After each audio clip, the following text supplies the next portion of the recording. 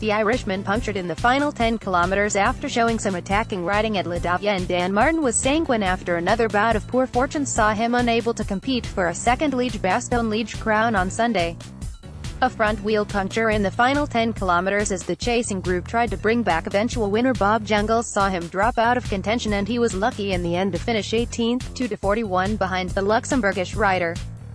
"Does anybody know where we can get some luck?" Martin said as he warmed down on the turbo trainer outside the UAE Team Emirates bus. "It's been the same for the whole team this year. Martin and his team have suffered with poor luck all season." The Irishman himself struck down by illness at Paris-Nice and a heavy crash on the final day of the Volta a Catalunya.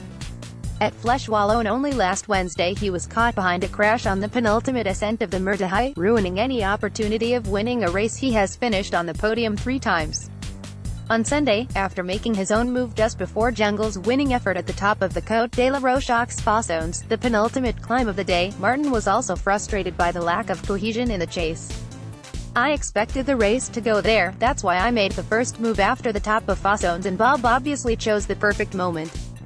I knew the race was going up the road with Bob, especially when there's no teammates left," continued Martin, one of the riders to attempt a pursuit. Bob Jungels' attacks on the Côte de Roche aux Façons at the 2018 Liège-Bastogne-Liège Sonata. "It was weird because Mitchelton Scott would chase me down every time and then they would stop working.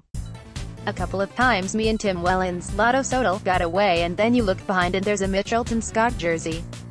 The race played out to a very different script from recent years when a larger group fought out the win on the final climb. The weather too did not read the script, where colder weather has recently accompanied the peloton. This year, humidity and 24 degrees took their toll.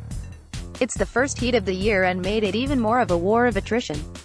"It was a brutal day out there. I think 7-man teams makes a bit of a difference too.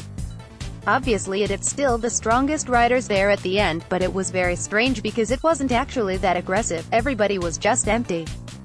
It's probably the slowest we've done the Côte d'Ans, the final hill to the line, for a while." As opposed to Martin's UAE Team Emirates outfit, Jungels' quick-step team on the other hand have been vastly successful, winning almost at will. "It comes down to strength in numbers," said Martin of the team he raced with for the last 2 seasons. "They have confidence and team spirit and they're racing free and without pressure. Our sponsors and our team are doing a great job of holding the pressure off us because obviously we haven't had a great start to the